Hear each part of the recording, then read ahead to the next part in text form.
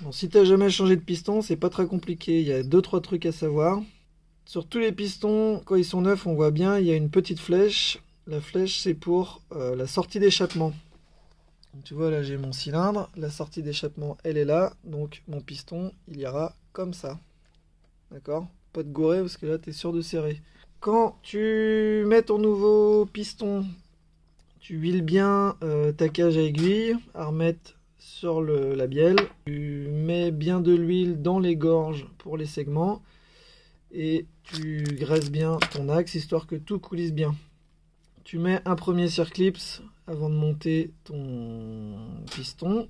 Donc la meilleure façon pour mettre les circlips sans se faire chier, parce que souvent ce qu'on me remonte c'est que c'est galère, c'est que moi je le mets d'abord en bas, comme ça, et après je le pousse des deux côtés, et hop, il va tout seul. Faut éviter de les monter à la pince, moins tu les martyrises, et moins tu vas les abîmer. Et ensuite, une fois qu'il est approché des deux côtés, bah, tu le pousses doucement, jusqu'à ce qu'il aille bien dans sa gorge. C'est pareil, tu as un petit ergot ici, là. Jamais l'ouverture du clips au niveau de l'ergot, parce que ça va l'aider à se barrer. Jamais comme ça. L'ouverture, tu la mets soit en bas, moi je préfère la mettre en haut, dans le sens de la bielle, et là je suis à peu près sûr que ça va pas bouger. Donc là mon circlips il est pas tout à fait mis, mais en gros, tu continues de le pousser jusqu'à ce qu'il vienne se foutre dans sa gorge. Ensuite tu mets le piston sur la bielle, tu pousses l'axe dedans, et tu viens mettre le deuxième circlips. Voilà, donc tu le vois, et l'ouverture est bien en haut, donc là je vais pouvoir le poser, allez, je vais pouvoir le poser sur ma bielle avec ma cage à aiguille graissée et mon axe et pousser tout ça. Encore un petit truc sur les segments comme ça. Alors, je pense que je vais galérer à avoir la mise au point, mais ah, voilà. Tu vois, il y a toujours une petite marque là, le petit T. Ben, ça, c'est toujours en haut du piston. Bon, voilà. Mon deuxième circlips est bien mis. Il est bien au fond de la gorge. L'ouverture est bien vers le haut. Est-ce que tu vois quelque chose? Bon, tu vois rien, mais ma flèche est bien sortie au niveau de l'échappement. Alors globalement, hein, j'ai rien contre TM Racing, mais c'est super pas accessible. Il y a des trucs qui te font chier partout. C'est vraiment pas agréable à travailler. Autant sur KTM, t'as l'impression que tout a été bien pensé. Enfin, je parle de KTM parce que moi j'ai une KTM, donc je connais un peu. Mais là, vraiment, bosser sur une TM, c'est très pénible, quoi. Je sais que c'est des bonnes motos qui sorties d'usine sont pratiquement des motos de compétition, mais voilà, ils font rien comme les autres, quoi. T'as deux durites pour les deux radiateurs.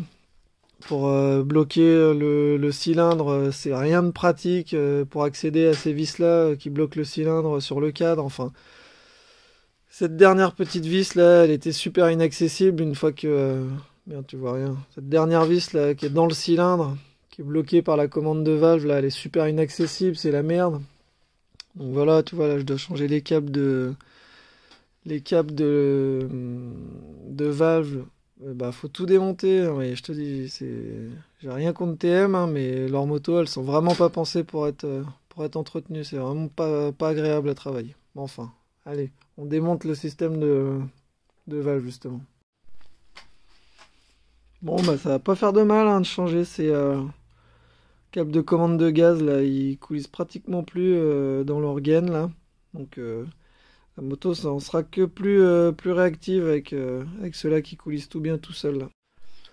Bon, voilà. J'ai remonté mes nouveaux câbles de valve.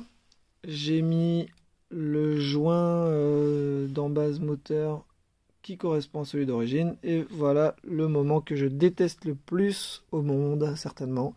C'est remettre le cylindre sur le piston, parce qu'il faut tenir le cylindre, faut tenir le piston en pinçant correctement les deux segments. Alors déjà que c'est galère sur une KTM où tu as de la place, où tu peux un peu bouger.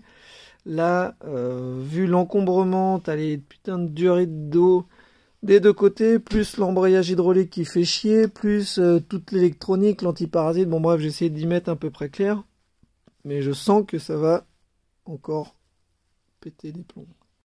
Bon, encore un truc casse-couille, parce que je connais pas TM, c'est la première fois que je fais dessus.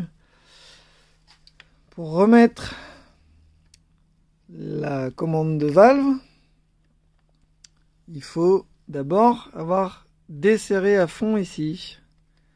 J'avais pas fait gaffe, moi j'avais remis en haut, sauf que maintenant que c'est mis en haut, ça rentre plus. Donc il faut que je redesserre là-haut, pour remettre là, pour resserrer là-haut.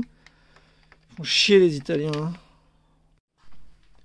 Bien, du coup on a remis le système de valve avec les gaines neuves que l'on a retendues en haut.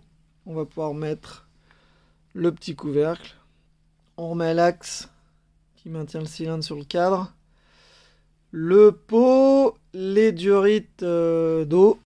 Oh putain, je viens de me servir de ça que je viens d'acheter. Un tire-ressort là pour remonter le pot.